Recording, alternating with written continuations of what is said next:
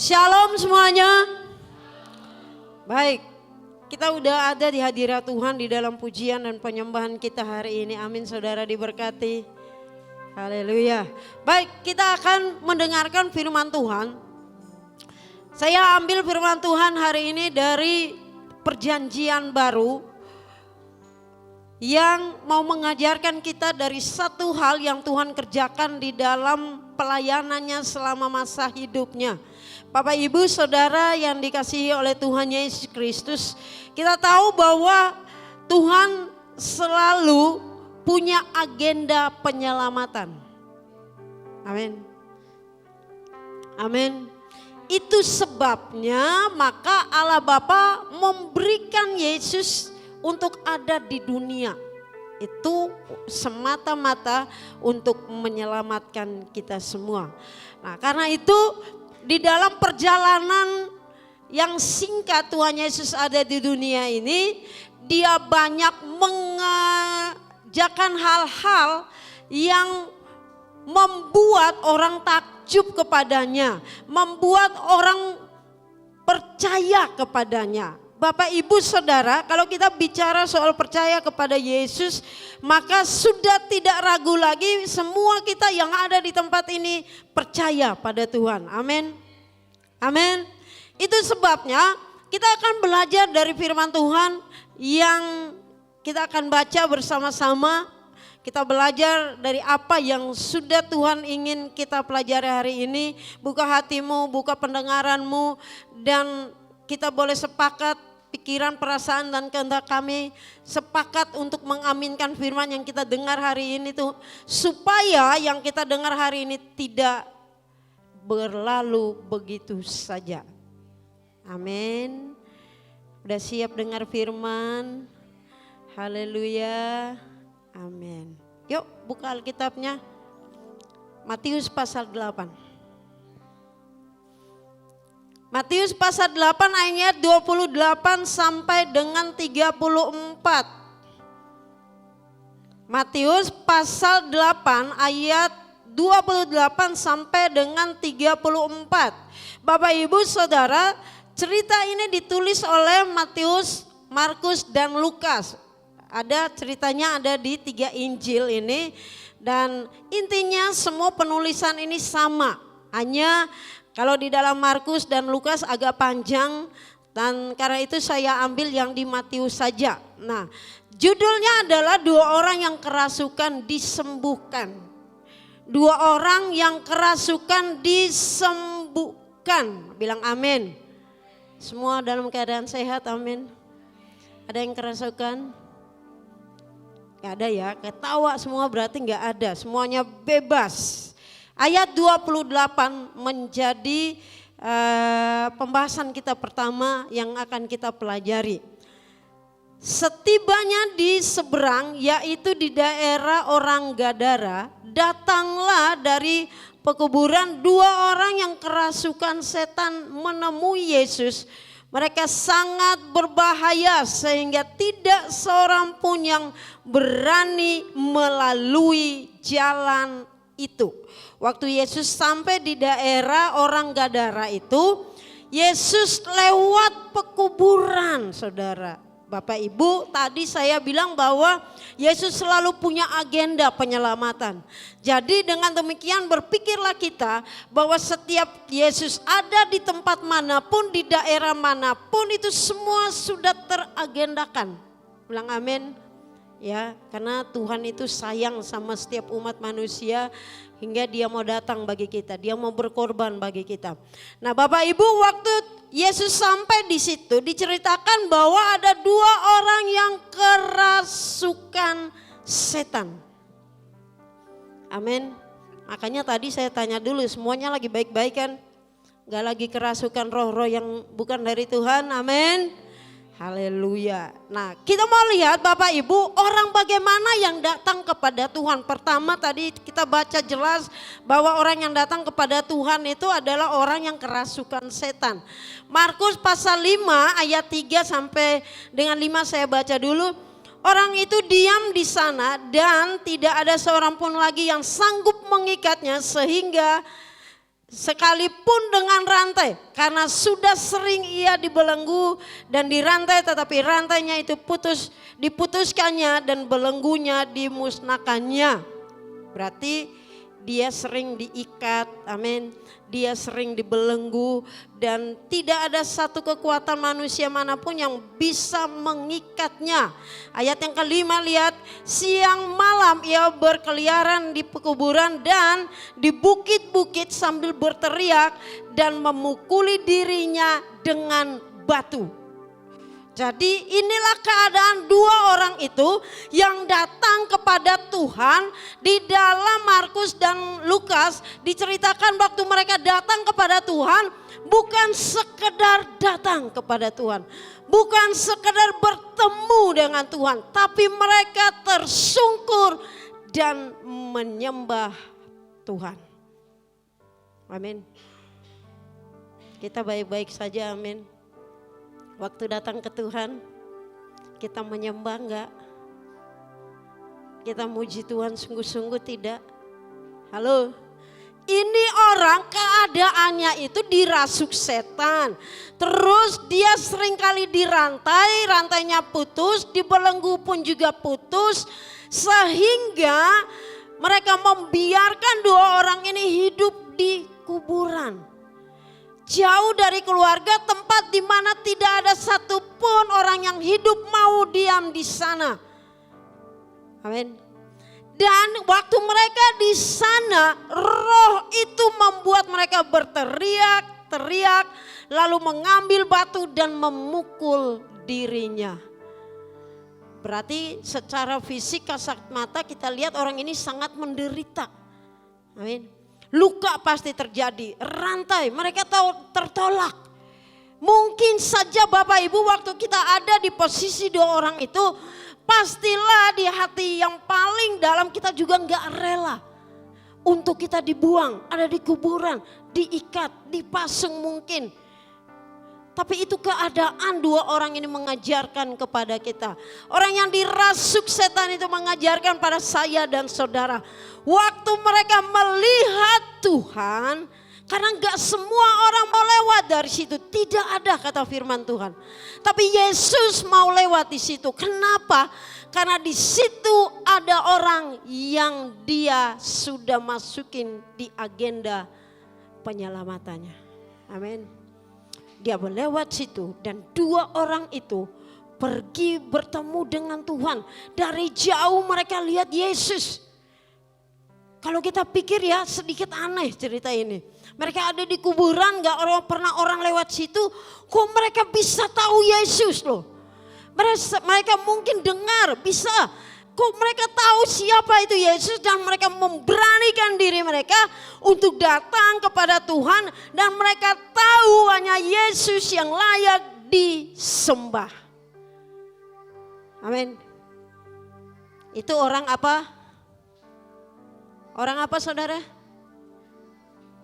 Haleluya. Kerasukan setan loh. Orang yang buruk keadaannya. Saya dan saudara baik-baik saja, amin. Amin.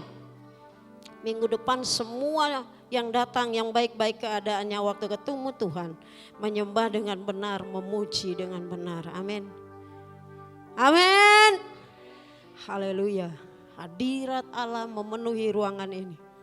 Semua yang keluar dari tempat ini pasti hatinya bersuka cita. Itu yang pertama. Dua orang itu keadaannya tidak baik-baik saja. Tapi mereka mengenal Yesus. Mereka datang, mereka memuji, mereka tersungkur. Menandakan mereka perlu Tuhan. Mereka rendahkan diri mereka. Mereka tidak egois, mereka tidak sakit hati. Mereka tidak menyimpan kepahitan.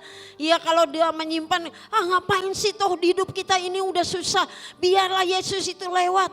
Tidak. Tapi mereka abaikan semuanya. Mereka datang kepada Tuhan dan tersungkur dan menyembah Tuhan.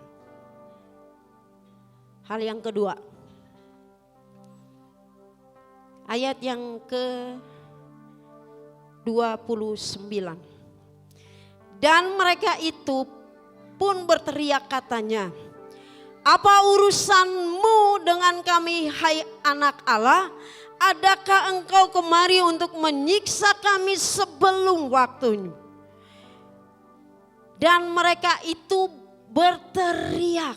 Bapak Ibu, dalam hal ini sebenarnya bukan dua orang itu yang berteriak. Tapi yang berteriak melalui dua orang itu adalah setan yang ada di dalam diri mereka. Perhatikan, apa urusanmu dengan kami, hai anak Allah? Adakah engkau kemari untuk menyiksa kami sebelum waktunya? Iblis tahu siapa itu Yesus. Anda juga tahu siapa itu Yesus? Tahu? Sama. Iblis kenal siapa itu Yesus. Yesus adalah pribadi yang kelak waktunya akan menghukum dia. Menghukum si setan tersebut.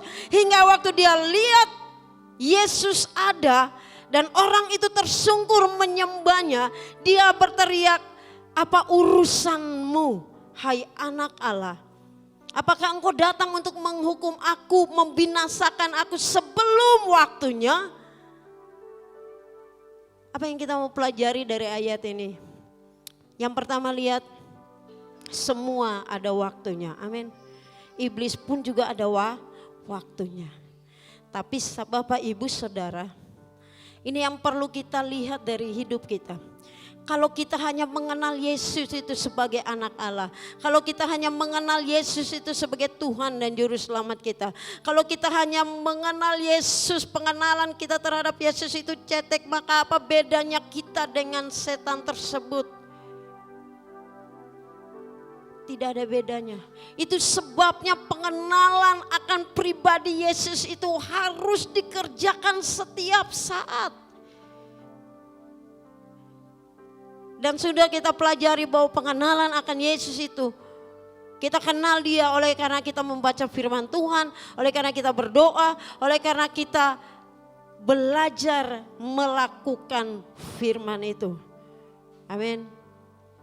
Dari ayat ini ada hal lagi yang perlu kita pelajari, yaitu lihat kata, apa urusanmu dengan kami, hai anak Allah? Saudara anak Allah, amin. Amin. Kok gak yakin ya? Saudara anak Allah? Amin. Buka yuk Yohanes pasal 1 ayat 12. Yohanes pasal 1 ayat 12. Tetapi semua orang yang menerimanya diberinya apa? Kuasa. Supaya apa? Supaya menjadi anak-anak Allah, yaitu mereka yang percaya dalam namanya. Bapak Ibu Saudara yang dikasihi oleh Tuhan Yesus Kristus, waktu kita mengenal dia, kita tahu pribadi Yesus itu, lalu kita menerima dia sebagai Tuhan dan Juru Selamat, kita hidup rukun dengannya, kita hidup dekat dengannya, kita diberi kuasa untuk menjadi anak-anak Allah. Karena itu kita harus bangga jadi anak-anak Allah, amin. Bilang dulu pada samping kiri kanannya, bangga jadi anak Allah. Udah. Oke, stop. Kenapa mesti bangga? Firman Tuhan bilang gini, apa urusanmu dengan kami, hai anak Allah? Memang dalam konteks ini setan lagi bilang sama Yesus. Tapi Bapak Ibu Saudara yang dikasihi oleh Tuhan Yesus Kristus, Yohanes dengan tegas bahwa dia beri kita kuasa waktu kita terima Yesus, jadi pribadi satu-satunya Tuhan yang di dalam hidup kita untuk menjadi anak-anak Allah. Dengan demikian hari ini kita belajar hal yang berikut adalah setan tidak mau berurusan dengan anak Allah. Amin. Jadi jangan takut sama setan. Ya, dia nggak akan pernah mau berurusan dengan kita. Dia nggak mau berurusan, dia jauh-jauh. Tapi Bapak Ibu Saudara yang dikasihi oleh Tuhan Yesus Kristus, waktu saya baca firman Tuhan ini, maka Tuhan taruh sedikit perkataan di dalam hati saya. Saya berpikir bahwa begini, setan itu memang tidak pernah berurusan, dia tidak mau berurusan dengan anak Allah. Tapi setan itu licik. Amin. Dia tuh suka buat inovasi untuk menyerang anak-anak Tuhan, anak-anak Allah. Dia mungkin gak pakai supaya kita kesurupan, supaya kita kerasukan. Dia gak pakai cara gitu lagi. Dia pakai hal yang mungkin kecil yang tidak disadari oleh kita. Supaya kita tidak jadi lagi anak-anak Allah yang ditakuti oleh iblis. Itu sebabnya Paulus bilang kita tidak boleh bersahabat dengan dunia ini. Bapak Ibu, kita masih ada dunia. Pekerjaan kita terlalu berat untuk menjadi anak-anak Allah yang ditakuti oleh setan. Itu sebabnya Paulus bilang supaya semuanya, supaya kita berpegang teguh, kita menjadi mempertahankan posisi kita sebagai anak-anak Allah. Dia bilang ambillah selengkap senjata Allah untuk menjaga diri kita. Kita pakai selengkap senjata Allah. Kita pakai iman kita pakai doa, kita pakai firman Tuhan. Kita pakai kerelaan untuk melayani, kita pakai semua itu. Kita ambil dan kita lakukan, kita pergunakan, bukan ambil dan simpan, tapi dipergunakan dalam hidup ini. Supaya supaya iblis gemetar melihat kita. Supaya iblis bilang saya gak mau berurusan sama orang Kristen yang takut Tuhan. Supaya iblis bilang saya gak mau punya urusan sama anak-anak Tuhan yang takut dan taat pada Tuhan. Tapi dia cari mangsa yang lain. Amin. Dengan demikian Bapak Ibu Saudara yang dikasihi oleh Tuhan Yesus Kristus. Terkadang iblis itu licik, dia pakai hal yang tidak kita sadari. Dia pakai hal yang kecil. Kalau anak-anak Allah berarti rindu ketemu anak Allah rindu ketemu. Anak Allah rindu datang Iblis pakai, dia nggak buat kita kesurupan atau kerasukan. Dia pakai alasan hujan. Dia pakai alasan macet. Ya enggak? Ya tidak. Itu kenyataan terjadi loh. Aduh macet lagi. Mau ke gereja tapi hujan. Dia pakai hal-hal seperti itu. Anak Allah rindu enggak bicara dengan Allah. Tapi iblis pakai kemalasan untuk kita tidak berdoa. Anak Allah rindu enggak puji Allah, puji Bapaknya. Rindu kan, tapi iblis ambil kerinduan itu. Jadi kita muji Tuhannya kalau ada di gereja. Di rumah kalau doa mah doa aja biasa, gak usah ada pujian penyembahan lah ini sendiri ini. Tapi Bapak Ibu Saudara, saya mau bilang. Waktu kita punya waktu untuk doa di rumah, lalu kita ada di dalam pujian penyembahan itu luar biasa loh. Amin. Coba deh. Kalau nggak percaya coba. Soalnya saya juga pengalaman saya seperti itu. Kalau hanya doa aja datang Tuhan gitu. Wah itu beda dengan waktu kita datang kita menyembah Tuhan dulu. Kita dengar lagu 2-3 lagu kita menyembah dulu. Lalu kita berdoa itu beda. Amin. Karena itu Bapak Ibu Saudara yang dikasihi oleh Tuhan Yesus Kristus. Ini hal penting yang kita perlu pelajari hari ini. Dan yang terakhir lihat ayat 31. Maka setan-setan itu meminta kepadanya, katanya, jika engkau mengusir kami, suruhlah kami pindah ke dalam kawanan babi itu.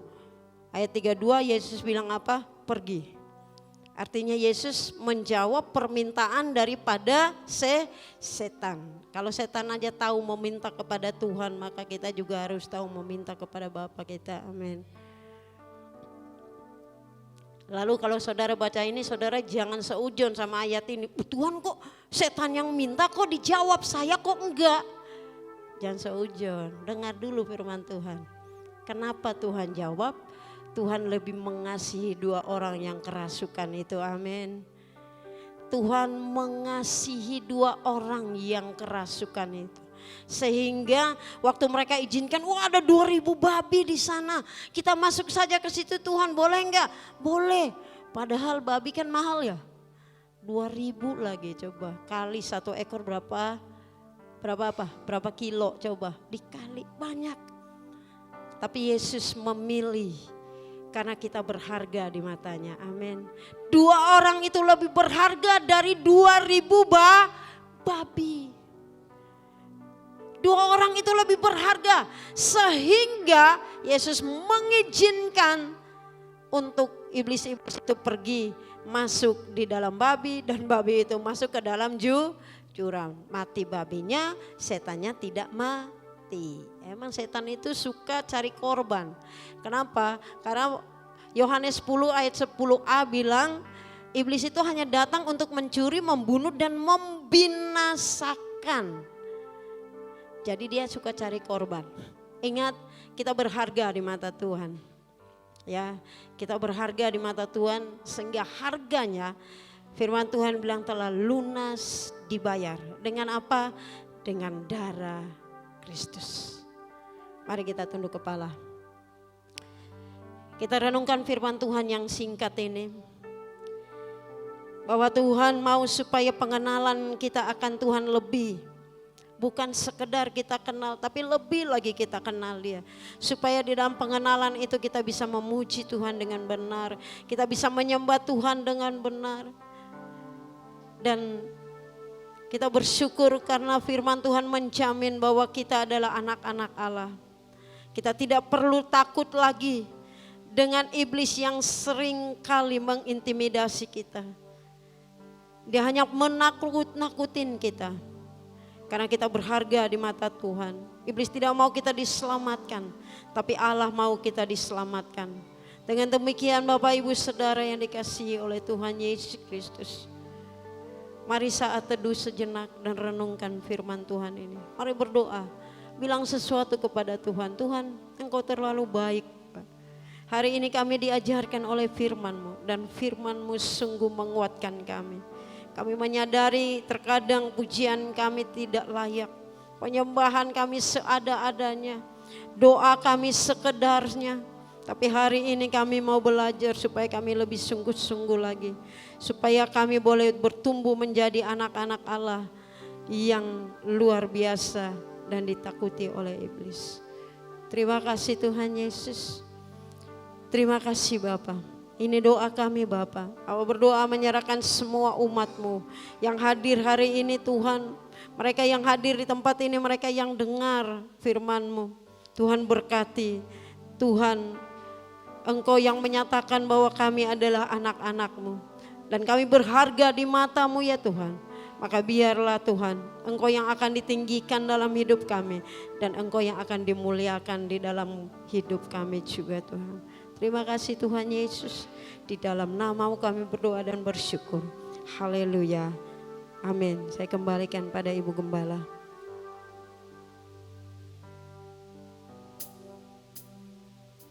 Haleluya Yesus. Mari saya undang Bapak Ibu Saudara untuk bangkit berdiri. Kita akan mengakhiri ibadah kita pada pagi hari ini. Sadarilah bahwa saudara dan saya begitu berharga di mata Tuhan. Haleluya Yesus. Tuhan mau kita berjalan seturut dengan firman-Nya. Oleh karena itu mari kita nyanyikan pujian ini kembali sekali lagi. Ku tak dapat jalan sendiri. Kami butuh Tuhan. Amin.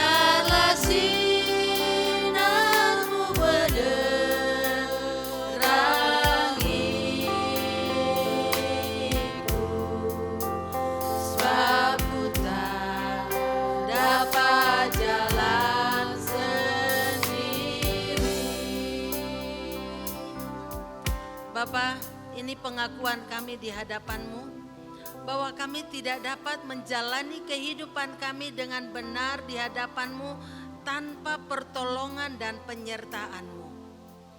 Kami butuh Roh Kudus-Mu untuk menerangi hati dan pikiran kami, menuntun langkah-langkah hidup kami, supaya kami boleh hidup seturut dengan kehendak-Mu.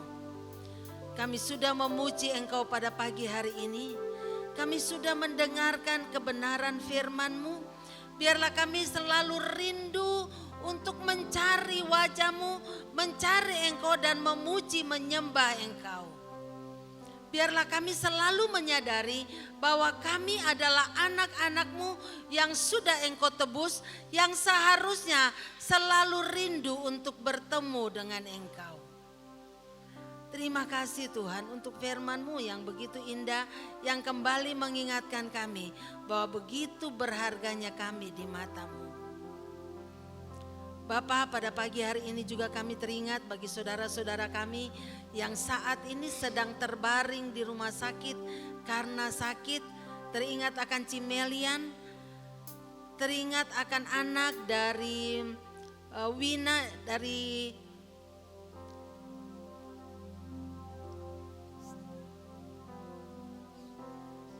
anak-anak kami yang sedang terbaring di rumah sakit. Tuhan, tolong mereka. Etai yang sedang terbaring di rumah sakit, Tuhan tolong. Tuhan jamah dia. Tuhan sembuhkan dia. Apapun penyakitnya, Engkau yang Maha tahu. Engkau akan melawat dia ya Tuhan. Kami teringat untuk Tante Sarah yang juga sedang bergumul dengan sakit penyakit. Tuhan tolong, Tuhan jamah. Kami teringat akan Papa dari Gracia dan juga Mama dari Gracia yang sudah baru saja menjalani operasi. Sementara suaminya juga dalam keadaan sakit. Tuhan tolong jamah mereka. Engkau ada bersama-sama dengan mereka. Engkau mengenal kami satu persatu yang saat ini sedang sakit. Engkau juga tahu pergumulan kami satu persatu. Kami ada yang bergumul masalah kebutuhan, ada yang bergumul masalah kesehatan, ada yang bergumul dengan pergumulan dan beban-beban kehidupan. Tuhan, kami berdoa, biarlah Engkau sendiri yang akan ada bersama-sama dengan kami. Terima kasih Tuhan untuk hari ini. Terus berdoa buat bangsa dan negara kami. Tuhan tolong beri hikmat kepada pemimpin-pemimpin kami supaya mereka dapat memimpin bangsa ini dalam takut akan Tuhan. Jadikan kami hamba-hamba-Mu sebagai saluran berkat-Mu. Jadikan kami hamba-hamba-Mu sebagai pemberita-pemberita kabar sukacita. Jadikan kami anak-anak-Mu sebagai teladan untuk menjadi saluran berkat, sehingga setiap orang yang melihat kehidupan kami akan mengenal Engkau dan menerima Engkau sebagai Tuhan dan Juru Selamatnya. Kami berdoa Tuhan untuk rapat yang akan kami laksanakan mulai nanti sore dan besok pembekalan yang dilanjutkan ya Tuhan dengan rapat. Tuhan tolong, Tuhan campur tangan sehingga melalui rapat dan melalui pembekalan yang akan dilaksanakan kami semakin menyadari tugas dan tanggung jawab kami sebagai umat-Mu.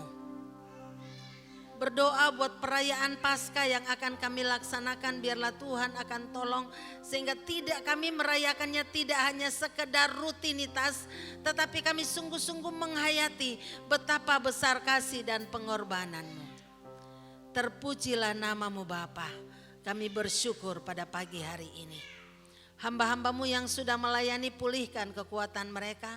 Dan tolong kami hamba-hamba-Mu, para pelayan-Mu, untuk kami tetap menjaga kekudusan hidup kami, supaya kami tetap berkenan kepada-Mu. Bapa kami yang di sorga, dikuduskanlah nama-Mu, datanglah kerajaan-Mu, jadilah kehendak-Mu di bumi seperti di surga.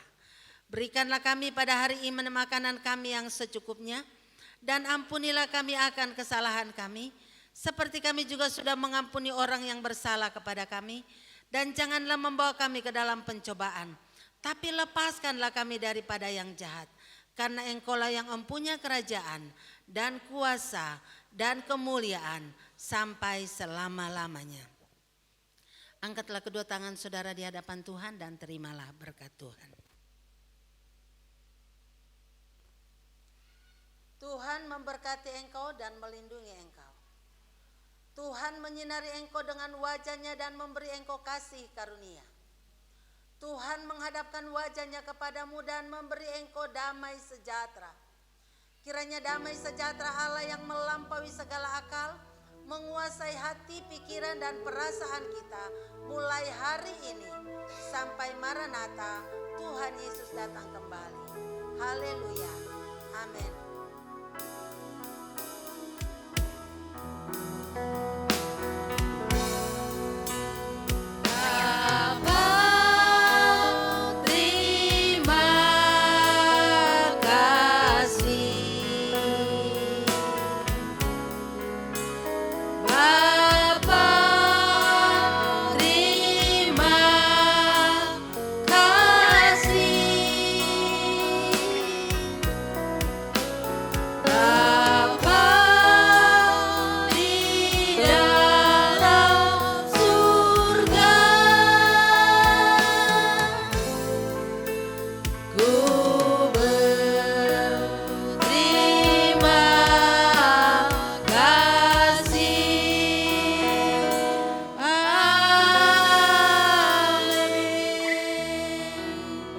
Silakan duduk Bapak Ibu Saudara yang kekasih, selamat hari Minggu, Tuhan memberkati.